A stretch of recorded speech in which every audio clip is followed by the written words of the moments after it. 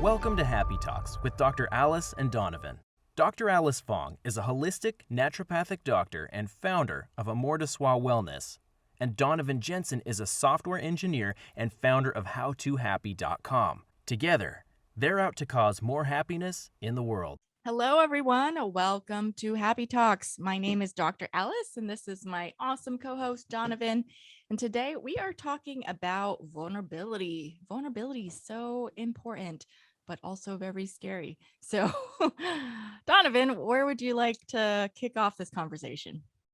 So the first thing that comes to mind for me around vulnerability is basically, I think the conversation will be useful as it pertains to communication, right? Like being vulnerable as a person in terms of like, I don't know, opening yourself up to things that may be risky or whatever else as actions is probably generally not that useful of a thing, like becoming vulnerable in those terms, but becoming vulnerable in terms of like the ways that you communicate or potentially the way that you like set up situations.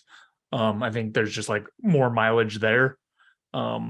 And one of the things that comes to mind for me, and we can get into this, is sort of vulnerability is something that I think can be a tricky line for people to walk, because the difference between being vulnerable and being whiny can be unclear to some people at some times, right? So by that, I mean, if you have someone who is like, oh, today sucked, my life sucks, this thing sucks, like you can end up in a place that it comes across as very negative as opposed to vulnerability. So maybe we can tease out some of those pieces, because I've been in situations where someone is being very negative all the time and they're like, oh, but I'm just trying to share, my situation with you and be more vulnerable. So those are many different angles that we could approach from.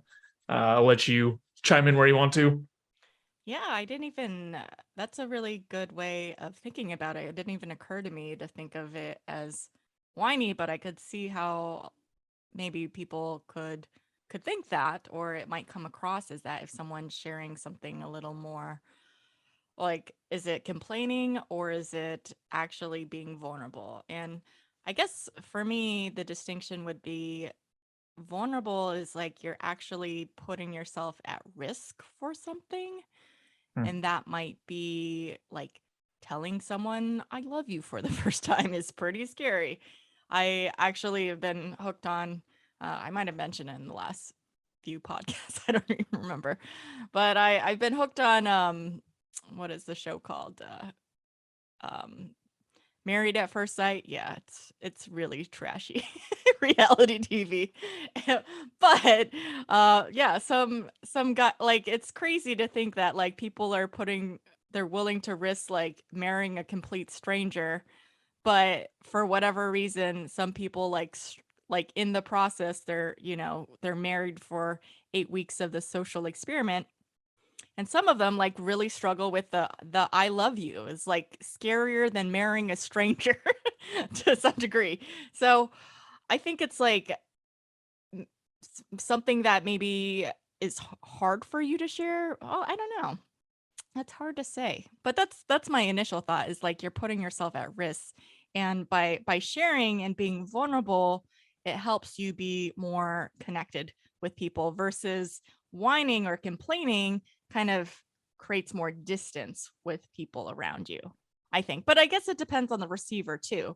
Like some people feel more connected if you're being more emotional and expressive, but other people are uncomfortable with that emotional expressiveness and they might regress or retreat in that. So I think there's a lot of variables. Yeah, so as you're talking about that, I was sort of thinking, for me at least, some of the times that I've seen people, so the thing that comes to mind like very often is people saying like, oh, you need to be more vulnerable, right? Like that's something that I feel like is very common to hear or is said. And I feel like kind of like you started talking about, like the context makes a huge difference as to what that really means, and I guess the way that people interpret it. So I think you're right in the sense of there are certain ways of communicating things that are vulnerable, but the payoff or potential is valuable, Mm. right? So, like you were saying, like if you tell someone you love them, right, there's some vulnerability there in terms of you may not be able to know what their reaction will be, but also, there is sort of this idea of like you have to put the idea out there to see what the response is, to see if like if it's a relationship that you want to move forward with, or Mhm. to sort of gauge where the other person is at. So there's some like risk and vulnerability in that. And then there are other um sort of topics or ways of being vulnerable, which I think are sharing authentic experiences, right? When I think of like sort of the opposite of being vulnerable, it's sort of like locking down some of the things that are true and authentic to you. Mhm. And it sort of, I think, follows the same pattern in terms of when you share those things out, you may not know what the reaction of the other person is going to be. So, like, one thing that comes to mind is like the vulnerability of talking about um, maybe an abortion or something like that, where depending on your audience, you may not know what sort of reception you're going to get, Right. and sort of opening up. So I think one of the areas that I kind of want to talk about more is, I feel like it's so common to hear like, oh, you should try to be more vulnerable and open up and those things. But I don't know off the top of my head if that's always a good thing, right? I don't know if that's always the appropriate way to move through life. Like, for example, speaking about something like abortion in a group where you know that you're only going to get met with negative reactions, Right. and you have nothing to gain. Like, you don't stand to get anything from talking about it. I don't know. Curious on your thoughts. Yeah, no, I mean, I agree that there's a time and a place, and it really depends on the environment. If you feel safe, although I guess it's kind of like it kind of comes hand in hand with trust, which you don't really know until you're being vulnerable to some degree, or how it's going to receive. Like maybe you can anticipate it's going to be received poorly, or maybe it's going to be received really well. And it's hard to say, and it's kind of like, I guess not trusting the other person per se, but just trusting that however it goes down, that you'll be able to deal with it however it is. And just maybe I don't even want to say like trust your intuition, because it's like your fear might hold you back from like sharing, and like is when you might think that's your intuition, but what is your intuition? So I'm just like, oh, that's a tricky one. Yeah, I'm a little stumped. Yeah, because I feel like, you know, and I don't know, maybe it's just a blanket statement of be Yeah. more vulnerable that I'm like skeptical of, right? Just Right. because I've heard it so many times, Hmm. and it seems like it's a tool to be used for specific circumstances. So I'm thinking like, okay, if I'm meeting a group of strangers, Hmm. and if I have in my head like be more vulnerable, Right. probably shouldn't jump off the deep end and unload like some of the heaviest things. Um, I mean, you Unless can. Go ahead. un- unless it's like a space created Mm-hmm. for that. Like I think I might have talked about the Death Cafe, where it's just a bunch of Mm-hmm. strangers getting together to talk about a very vulnerable topic, is death. And it's like the nature of the topic and the environment is inviting you to have like those deeper, more intimate conversations. So people are being vulnerable with it, but then you like almost instantly feel connected with a group of strangers. But like other contexts, like it's like, oh, I just met my coworkers for I just started this new job, and you're just like sharing all this, and I don't know, maybe it depends on the job or the environment, but it might not be the time and place. It's like you got to build up some more rapport, and you have to maintain your professionalism too. So it's kind of that judgment call that you have to make with that kind of thing. And now that we're talking about it more, I'm also thinking vulnerability is sort of maybe this idea of throwing something out there to Mhm. potentially further connection, but Right. it's vulnerable because the person may or may not be aligned with you. So Right. if you come into it sort of more open to whatever their reaction or Mhm. opinion is, you'll Right. probably be better served, as opposed to, when I think about it, there are times that I've been vulnerable, what I would call vulnerable. Yeah. And I sort of secretly had a wish that the person would agree with me or be on the same side as me or Right. support me or whatever else. Right. And it, whenever it didn't turn out that way, I feel like I was like extra hurt, right? Because it was like, Yeah. oh, there's this sensitive topic and I want this person to be on the same side as me. And then, oh, they're not. That violated my expectations. Now I'm double hurt. Yeah. So I'm also kind of Yeah. thinking like, for some of these conversations, like, you throw out this bid for connection or whatnot, but if you can try to keep your mind open, and for some of the topics it's hard, but try to keep your mind open and leave space for them to share their opinions and whatnot, whether or not they align with yours, that might help. But then again, I'm also thinking like there's other times I've been vulnerable and then I learned the actual position of someone else, and it greatly reduced our connection because I felt like, oh, like we are not the same kind of person, or like we're not aligned on values, or we're not whatever else. So I would be curious if that would have helped or not. But I do think coming into some of these conversations, adding more space might be helpful. I'm going to try that in the future. Yeah, no, I agree with that, because I think if you come in at it with like no expectations, you don't know how that person's going to react, but just it's in a way kind of giving yourself the freedom to express yourself without, like, it's kind of overcoming the hurdle, the fear of like, you don't know what's going to be on the other side. You don't know what the reaction is being, but you do it and then you find out, and it might be great. It might be not so great. I actually, the thought that came into my mind is like, maybe like gay or transgender LGBTQ like community coming out to their parents. I haven't had that experience personally, but I have had several friends that have, and their parents' reactions are across the board. Some disown them, some like embrace them, some didn't think it was a big deal and they already knew. So it's just, you don't know how it's going to be, but it's a big milestone, and it's kind of like a way to just become more fully self-expressed in a way. Yeah, and I think on a related note, we've been talking about sort of there are these conversations that can be had that are risky or can bear some potentially negative consequences. Right. I also think there's another angle to look at vulnerability in terms of sort of an emotional outlet, right? If I think about like a stereotypical man who is not vulnerable at all, right? It's like this idea of a person, and it doesn't have to be a man, idea of a person who doesn't talk about any of their feelings or any of the things that are authentic to them, right? They're sort of plastered on this face of like, oh, things are fine, or, whatever sort of mood they carry around, but without getting into the details of anything important to them.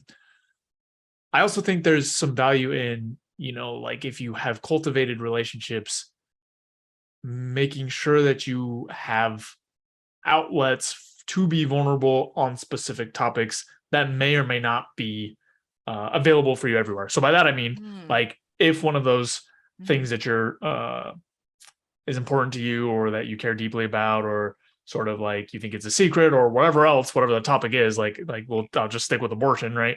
Yeah. Like if you don't think you can have that conversation with certain people, I think it's really valuable and important to make sure that you find a place that you can be vulnerable about that, because otherwise these emotions can just kind of like sit there and brood and stir and cause all sorts of other problems. Right. So it may be, at least part of this conversation is more about finding the places where you can exhibit vulnerability so that you do have some of those emotional outlets. And then of course, there's this piece that we've been talking about like pushing the boundaries, but I don't think it always has to be in that bucket, as long as you have a place to sort of flush out some of these ideas and feelings. Yeah, no, I think that's really valuable insight you offered, because it's like, in the example of an abortion, if someone were to go through it, maybe their parents don't accept it, maybe their church doesn't accept it, whatever it might be. But it's a pretty significant thing to go through, and there's a whole lot of emotions involved. And so finding people that you feel safe to share that, or maybe who's been through it themselves, whether it's like an online forum or a friend of a friend that you've heard who's been through it. I think that's really valuable in itself. I actually have a question for you, because I was another like what popped into my head was, I think it was like season 4 or 5 of Married at First Sight, and there's this guy that like the wife is keeps like harassing him, like, be more open, be more vulnerable, and he hears this all the time, because I guess he's not very, but he doesn't know how. I think, and it's his frustration. He's like, I don't, and then he like flips out. He's like, I don't know, like, I'm gonna freak out if you ask me one more time, because I don't know how to do that exactly.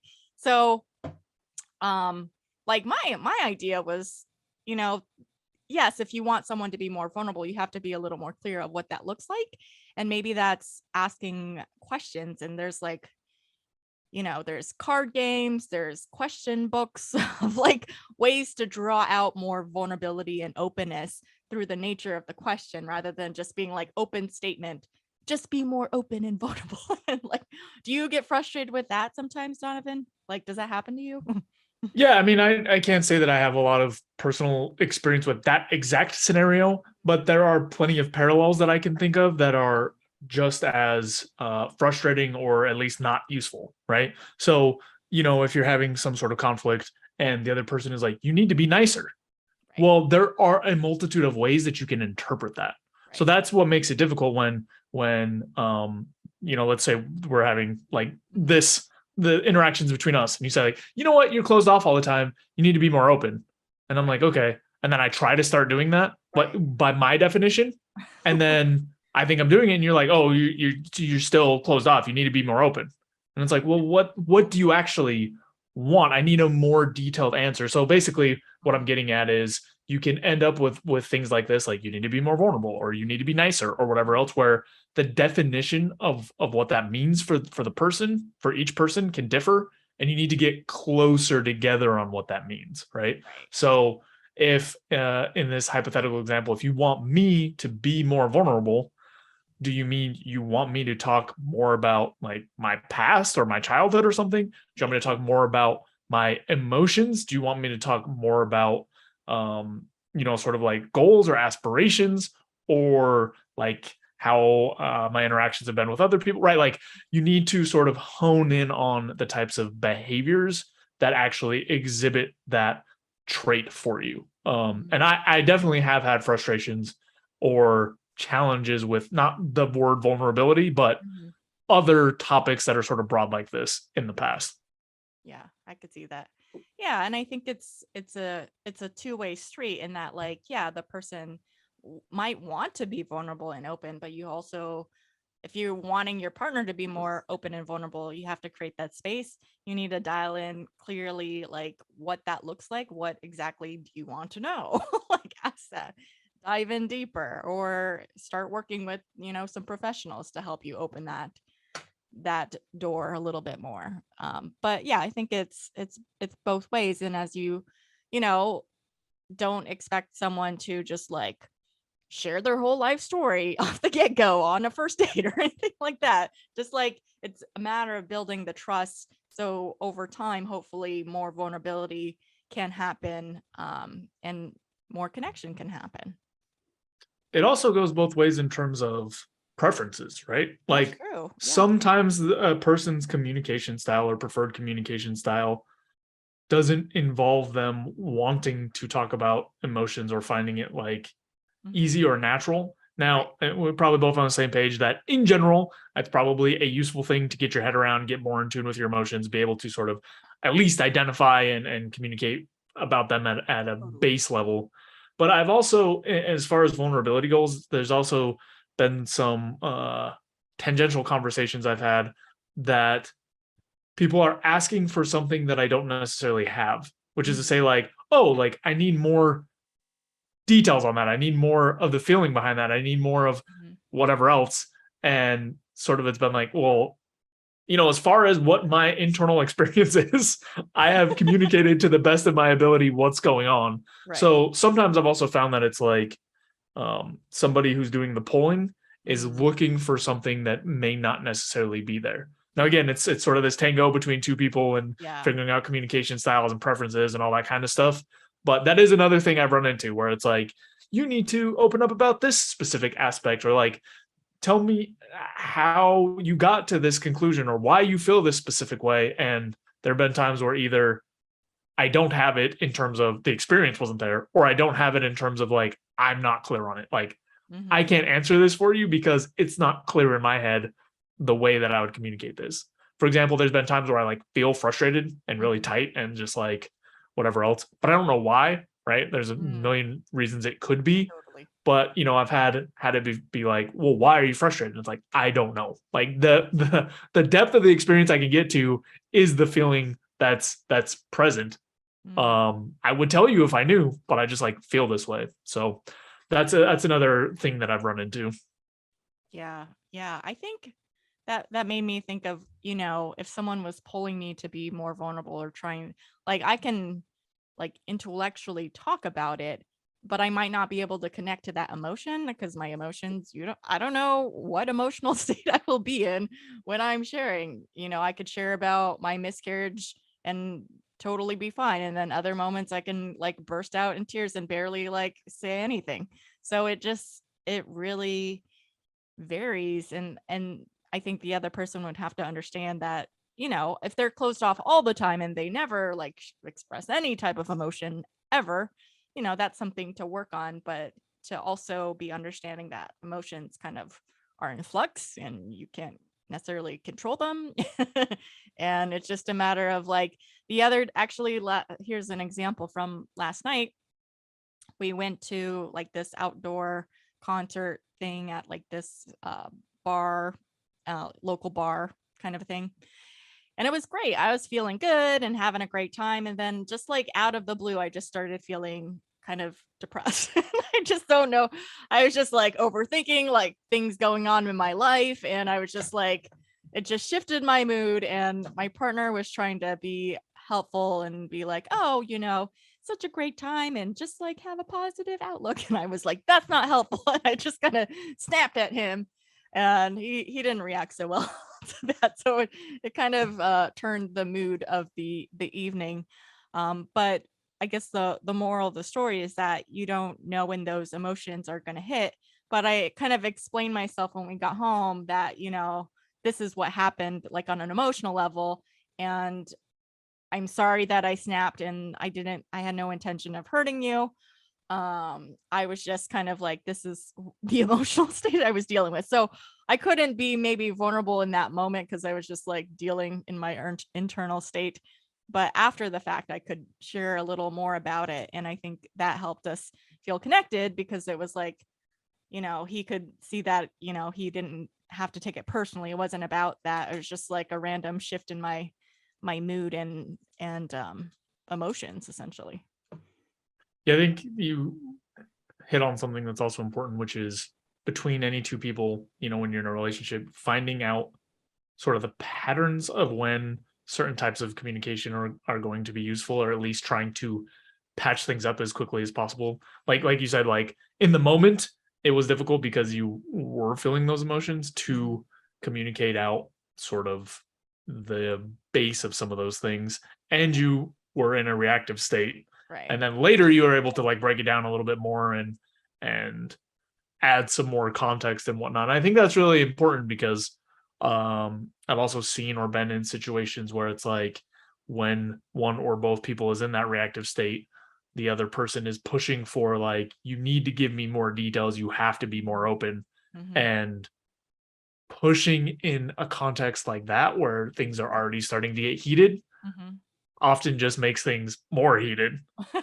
So there's also a piece around um, requesting or trying to get vulnerability when not just the relationship is right, but like the situation for that relationship is right. Mm-hmm. Mm-hmm.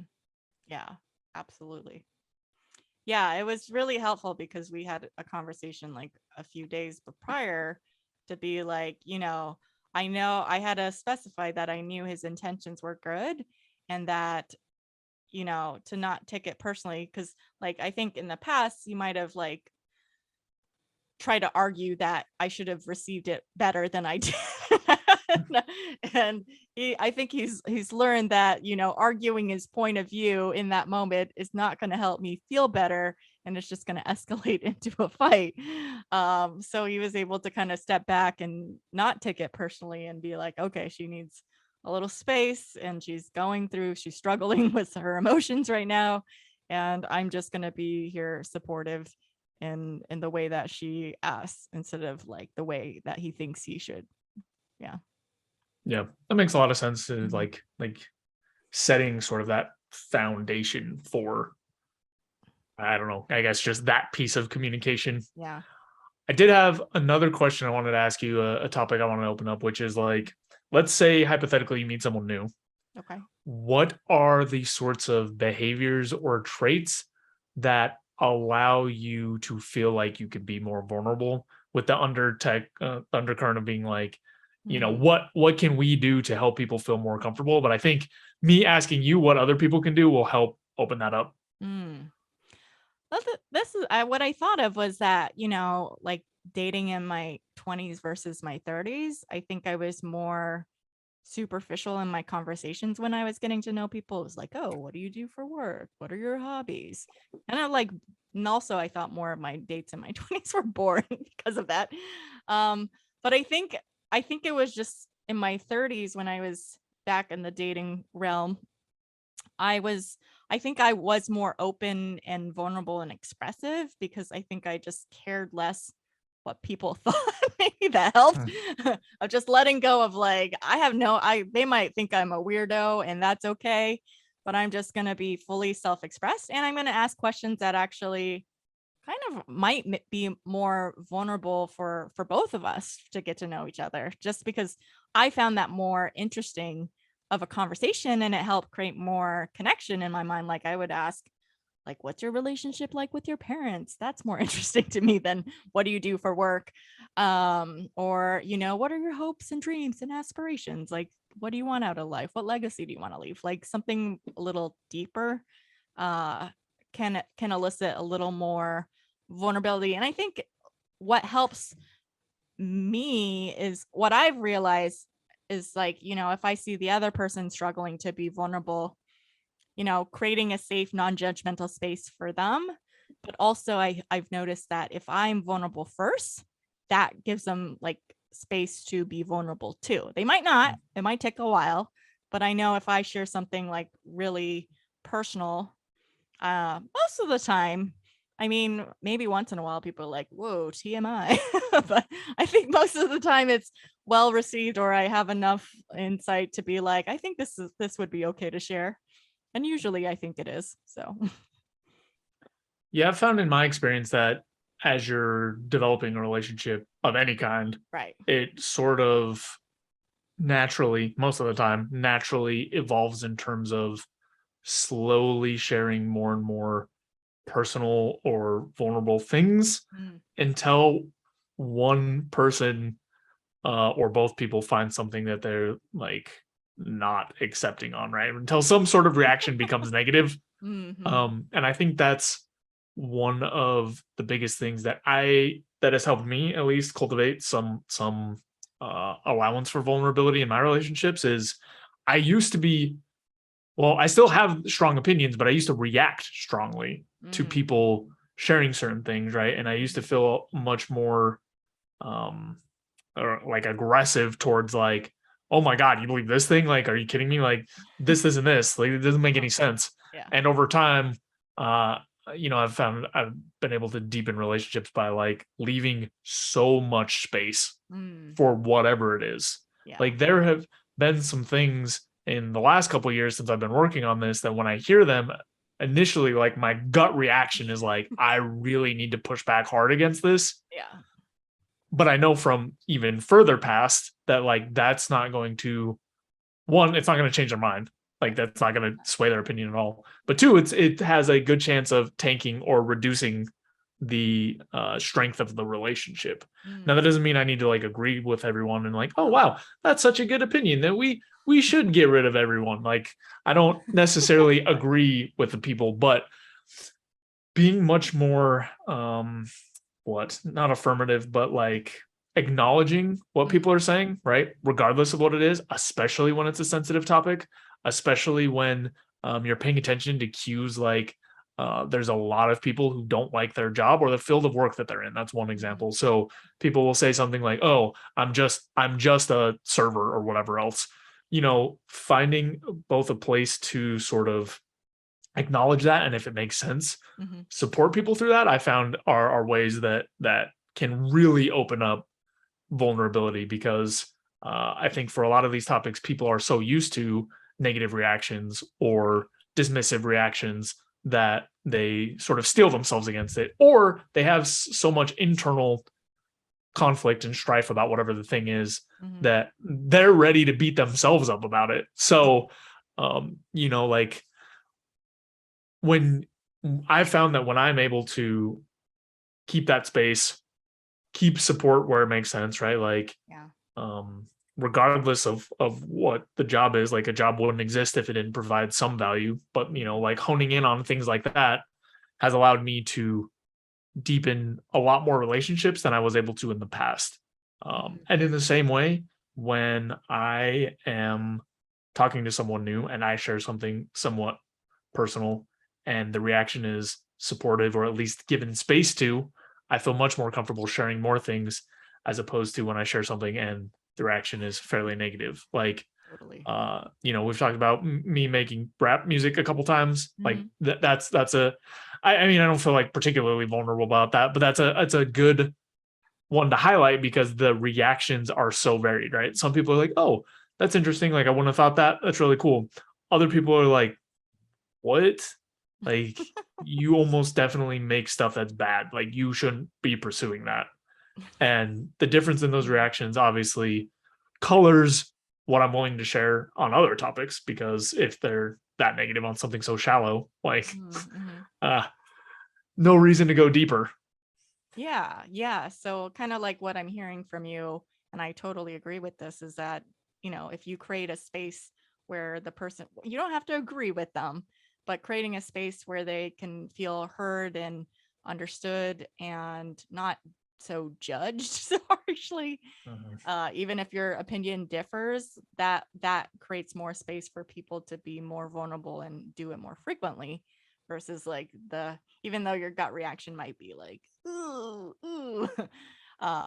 Yeah, I think what helps me is, you know being curious and being like, that's interesting that they think that is very different of how I think. I wonder what led them to think that. What was their upbringing like, or what were their parents like, or what was their education like to have them lead to this way of thinking. And that kind of gives me space to not be so reactive to whatever thing that they might be saying too. Yeah, 100%. This isn't exactly vulnerability, but Yeah. it's setting the stage for it for someone Yeah. else. And one example that comes to mind is there was somebody that told me, what did they say? They were like, the number one thing you have to do in your financial life is pay off your house as quickly as possible. And my gut was like, that's not right. Like, if you're paying off your house faster and you have a, I don't know, 4% interest rate, the Mhm. amount of money that you're making on paying it off is 4%. There are a lot of other investments that can pull in more than 4%. So it doesn't make any sense. But in this specific conversation, using some of the things that you talked about, I was Yeah. like, okay, interesting. I don't agree with that. I'm Right. curious why you're saying that, or what led you to think that's the right thing. And then the person explained, like, well, once you get rid of your house payment, you don't really have any expenses, and then you're freed up to do whatever you want. And it's like, okay, so Mm. the way they're thinking is from sort of a safety or security mindset, Mm-hmm. as opposed to like an absolute money maximization type of mindset, right?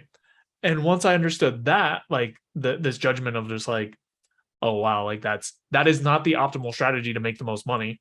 True. Switch to like, oh sure, if the most important thing for you is security, that might make sense, because once you don't have a house payment, you don't have a house payment. Like, paying for That's somewhere to live is nice. expensive, and it's most of what eats Right. up your cash month to Yeah. month.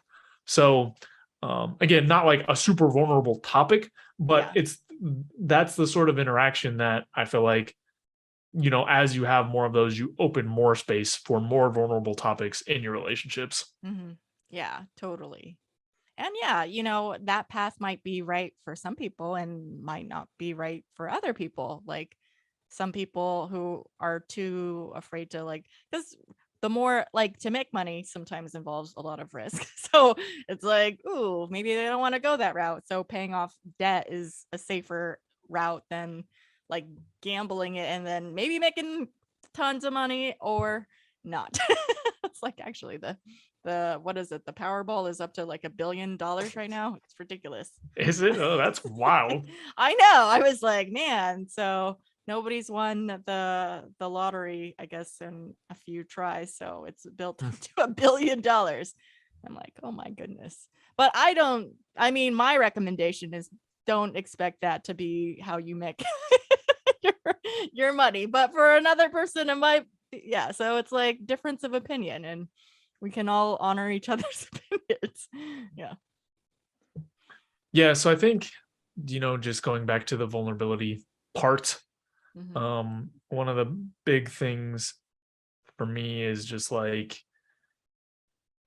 maybe it doesn't make sense to be vulnerable at every depth in every situation, but exposing some of it can help have develop more meaningful relationships. And really the part for me that I found value in working on is being able to cultivate an environment for other people to be more vulnerable.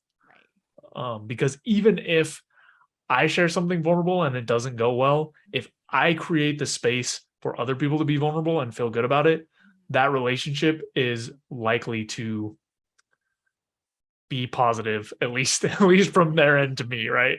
Like at least other people will feel good that they can share those things. And that's obviously I'm not 100% at it, but something that I think is worth striving for and something that's largely in my control to work on.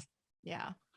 Yeah. And that kind of made me think of the last thing I want to add to this conversation is that, when I think about my own emotional and personal development and journey, it's, I've gotten a lot better at being vulnerable. So I want people to recognize that it can be it's like a muscle you exercise, and the more you do it, the easier it gets. And then the less you care about how that reaction is going to be. So, I don't expect people to do a 180, just go from stone cold to crying, bawling their eyes out all the time.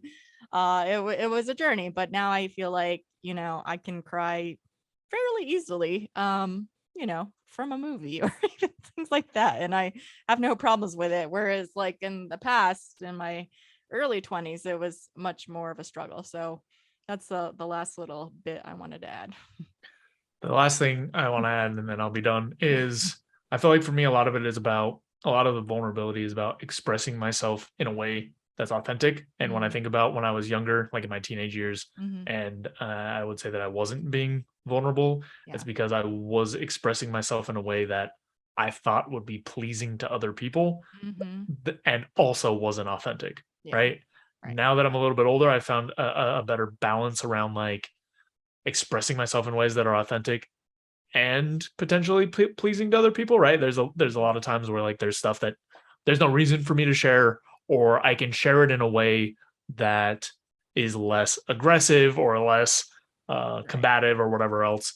But that's the time when I think about my life that I wasn't vulnerable, is when I was just doing sort of this people pleasing parroting of ideas that or ways of speaking that I thought people wanted to hear. Yeah, definitely. All right. Well, I think that's a wrap on this episode. Thank you, everyone, for tuning in this week. We appreciate you. And if you appreciate us, be sure to like, comment, subscribe, do all the things to spread happiness in the world. And we'll see you next time. Thanks so much for watching. If you enjoyed this video, be sure to like it and then go and subscribe to my channel and ring the bell so you get notified when the next video comes out. If you check out in the description below, go to my website where you can get my free fast and easy guide to stress relief. Thanks again for checking us out, and we'll see you next time.